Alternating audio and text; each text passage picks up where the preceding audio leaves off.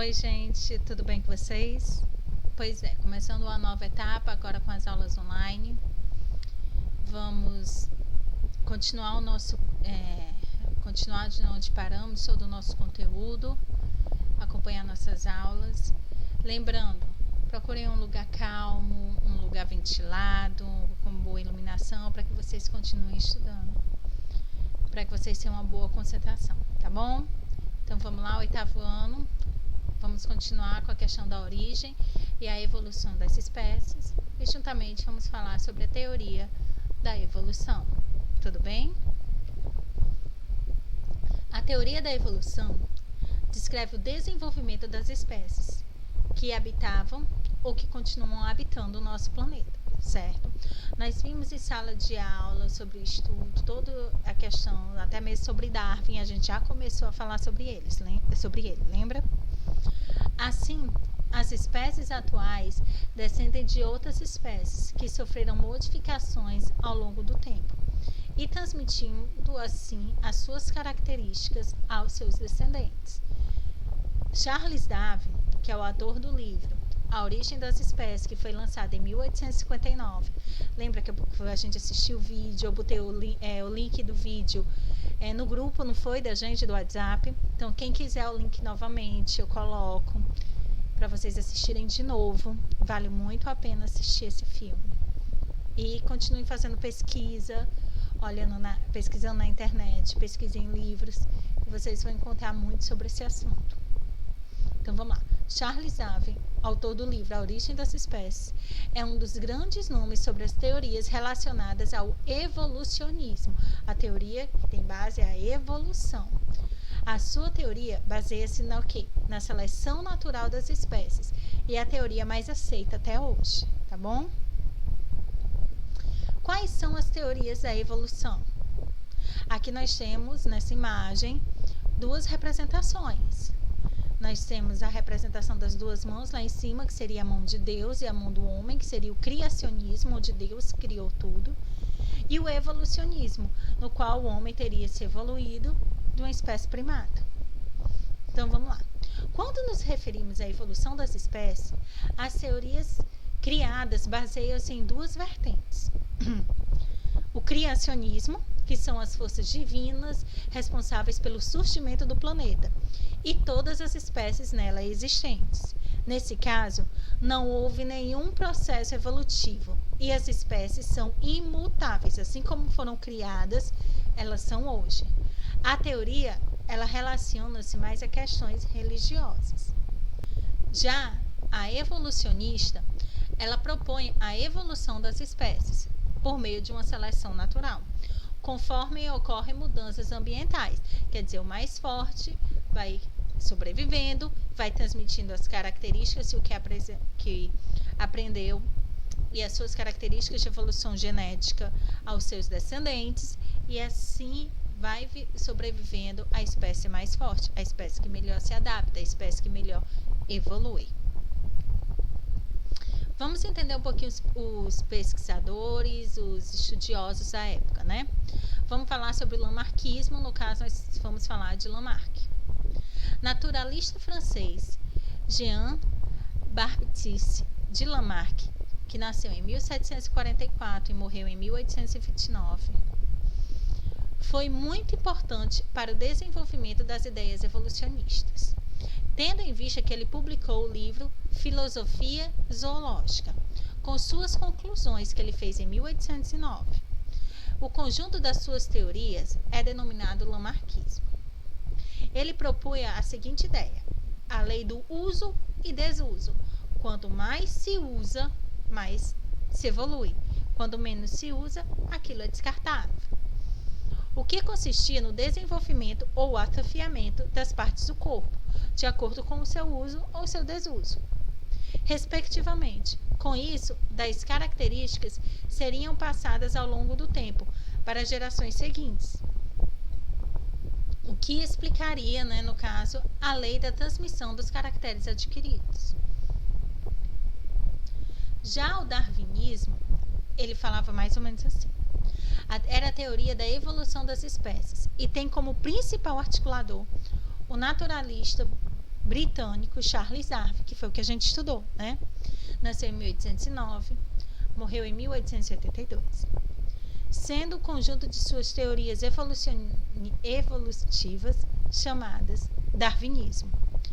Darwin afirmou que os seres vivos, inclusive o homem, nós, descendemos dos ancestrais comuns, que se modificaram ao longo do tempo. Assim, as espécies existentes foram evoluindo de espécie mais simples para espécies que viveram antigamente. Isso acontecia por meio da seleção natural. Foi o princípio utilizado por Darwin para efetuar sua teoria. Desse modo, somente as espécies adaptadas a pressões do ambiente são capazes de sobreviver e se reproduzir e assim gerar descendentes. Então, as espécies tinham que sofrer a evolução. Se ela não se adaptasse àquele ambiente, ela ia acabar morrendo. Depois, nós temos a outra lei, que é o neodarwinismo, ou teoria sintética da evolução. Essa lei já surgiu agora no século XX e caracteriza-se pela união dos estudos de Darwin, principalmente da seleção natural, com as descobertas na área genética. Então, pegaram toda a teoria do Darwin, tudo que foi descoberto na área da genética, das pesquisas genéticas, e uniu, criando assim o neodarwinismo. Isso porque, na época dos primeiros estudos evolucionistas, ainda não se conhecia como funcionava o mecanismo da hereditariedade e, também no caso, a mutação, os quais só foram desvendados tempos depois, com o estudo de Gregor Mendel. A influência atual dos estudos sobre a evolução pode ser percebida em todas as áreas da biologia, destacando-se a citologia, que estuda as células, e também a sistemática, responsável pela classificação biológica. O neodarwinismo é a teoria aceita pela ciência hoje para explicar a evolução das espécies. Então, o neodarwinismo, ele pega toda a questão da carga genética, a evolução, a transmissão de genes, o gene mais forte, o gene mais recessivo, e assim a evolução, como a espécie se adapta ao meio. Então, ele pega a teoria do Darwin e pega toda a teoria do estudo de Gregor Mendel. Lembra que eu falei para vocês que era um padre, que foi a questão das ervilhas, que ele começou a fazer a mudança das ervilhas e descobrir que só uma espécie só era ervilha amarela, outra espécie era verde, mas quando ele começou a cruzar, ele começou a ver a mistura. Então, a partir daí, começou o estudo da genética por Gregor Mendel. E tem um filme também, que para quem quiser assistir, tem no YouTube o filme, O Jardineiro de Deus, que fala sobre toda a repercussão dos estudos de Gregor Mendel na ciência e a sua questão religiosa também. Vamos continuar, né? A evolução humana. Já entendemos um pouco sobre a evolução das espécies, sabemos sobre Lamarck, sabemos sobre Darwin, sabemos um pouco sobre Mendel. Agora vamos entender sobre a nossa evolução. A evolução humana corresponde ao processo de mudanças que originou os seres humanos e os diferenciou das demais espécies. As características próprias da espécie humana foram constituídas ao longo de milhares de anos, com a evolução dos primatas. Charles Darwin foi o primeiro a propor a relação do parentesco entre a espécie humana com grandes macacos, no caso, os artrópodes. Atualmente, os cientistas acreditam que esses artrópodes e a espécie humana tiveram um ancestral em comum, cerca de 8 a 5 milhões de anos atrás. A evidência desse fato é a grande semelhança entre os humanos e os macacos artróides, como o chimpanzé, por exemplo. A evolução da espécie humana foi iniciada há pelo menos 6 milhões de anos. Nesse período, uma população de primatas do noroeste da África se dividiu em duas linhagens e passaram a evoluir independentemente. O primeiro grupo permaneceu no ambiente de floresta tropical, onde se originou o chimpanzé. Eles se acomodaram e viveram ali, a evolução foi mais lenta. O segundo grupo adaptou-se a um ambiente mais aberto, com savanas africanas, dando origem assim ao Homo sapiens. Ele precisava evoluir para poder sobreviver. Por isso, o continente africano é chamado o berço da humanidade. As etapas da evolução humana. Os pré-australopithecus.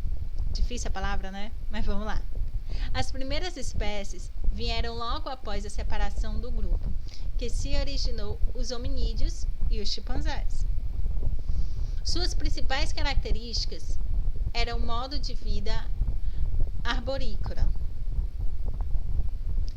Registros fósseis remontam a algumas espécies desse período. Nós temos esse primeiro fóssil aqui, encontrado no continente africano, pertencente a uma espécie de primata. Essa espécie já possuía uma postura bípede, certo? Já andava de duas pernas, e é o mais antigo ancestral da linhagem humana. Então seria esse fóssil aqui, tá bom, gente?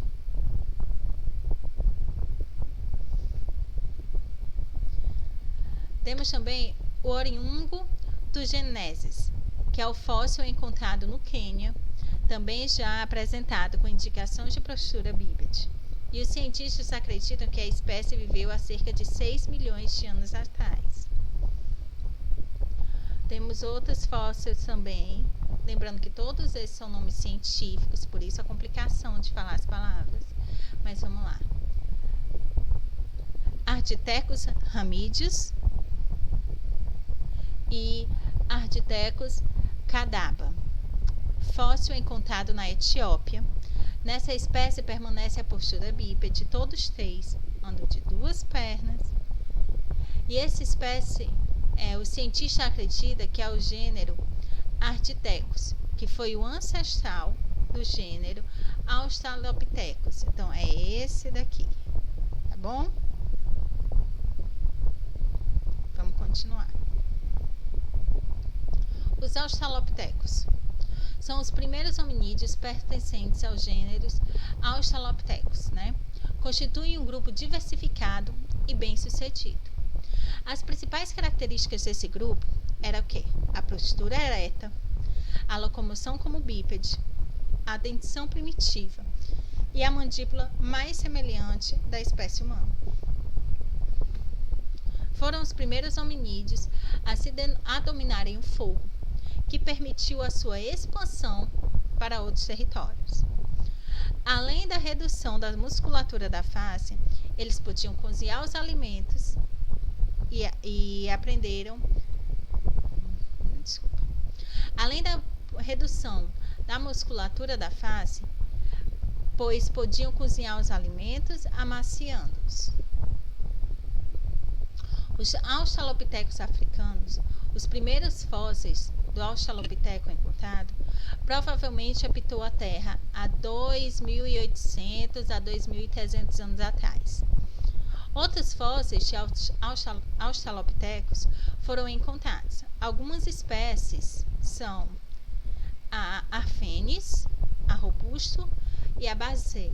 Acredita-se que muitos Australopithecus tenham coexistido e competido entre si, mas as espécies acabaram sendo extintas, né? Então, são os primeiros registros de espécies que seriam espécies hominídeas, certo? São os primeiros hominídeos da face da Terra. Temos também o gênero Homo. A extinção da maioria dos Australopithecus possibilitou no surgimento de uma nova linhagem.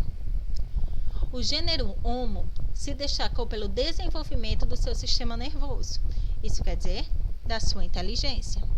Além disso, apresentavam adaptações evolutivas como bipedalismo, que é a questão de andar de duas pernas, de duas patas. O primeiro Homo seria o Homo habilis. Atualmente, com o estudo dos fósseis, o mais aceito é considerá-lo como um Australopiteco, sendo um Australopiteco habilis. A espécie viveu por volta de 2 milhões de anos a 1,4 milhões de anos atrás. Depois do Homo habilis, veio o Homo erectus, que é uma espécie que se destacou pela fabricação de instrumentos e utensílios de pedra, madeira, pele e ossos. Esse grupo saiu da África e alcançou a Europa, a Ásia e também a Oceania. Depois nós temos o Homo ergaster, que seria uma subespécie do Homo erectus, que teria essa espécie foi a espécie que migrou para a Europa e parte da Ásia, onde se deu origem a várias linhagens que seriam os Homos neandertais. O Homo neandertais, conhecido por neandertais, tinha um corpo adaptado para o frio, a ausência de queixo, a testa baixa, as pernas eram mais arqueadas e o cérebro era o maior dos seres humanos atuais. Os neandertais apresentavam comunicação verbal rudimentar, organização social e também sepultavam seus mortos. Esse grupo conviveu com os primeiros homens modernos. Atualmente acredita-se que o homem moderno surgiu na África entre 200 mil a 150 mil anos atrás, a partir da linhagem do Homo ergaster, o Homo moderno. O Homo sapiens sapiens é a denominação científica do homem moderno, que é uma subespécie do Homo sapiens, certo? A principal característica do homem moderno, comparado com seus ancestrais, é o cérebro bem desenvolvido. Aqui nós temos mais ou menos seria a linhagem da evolução humana e o tipo do crânio, a formação do crânio, né, da onde estaria o cérebro, da formação do cérebro, da origem do Homo sapiens sapiens, que no caso seria, né? Aqui nós temos o primeiro, que seria o Australopithecus, o Homo habilis, que seria esse segundo, depois o Homo erectus, o Homo sapiens neandertal, né? E o Homo moderno, que é o Homo sapiens sapiens, certo? Para casa. Foi bem simples, bem tranquilo. Vocês vão fazer uma pesquisa em folha de papel maço sobre as características da evolução humana, mínimo 20 linhas, com imagens.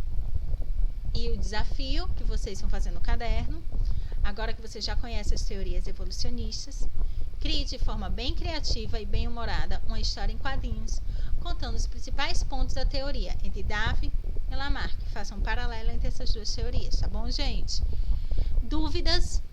A gente tem um grupo do WhatsApp, entrem em contato. Essa matéria já foi vista, foi só uma revisão. Eu espero ter tirado a dúvida de vocês, eu espero ter sido clara no conteúdo. Caso alguma dúvida, eu volto a dizer, entrem em contato com o grupo WhatsApp. Nós vamos continuar com essa dinâmica de aulas online.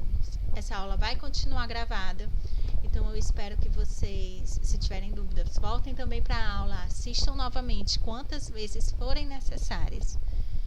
Façam suas anotações no caderno e continuem estudando, tá bom? Fiquem em casa. Eu espero realmente que vocês tenham gostado dessa nossa primeira experiência. Espero que dê tudo certo. Tô morrendo de saudade de vocês. Amo muito. Se cuidem. E até o nosso próximo encontro, tá? Tchau.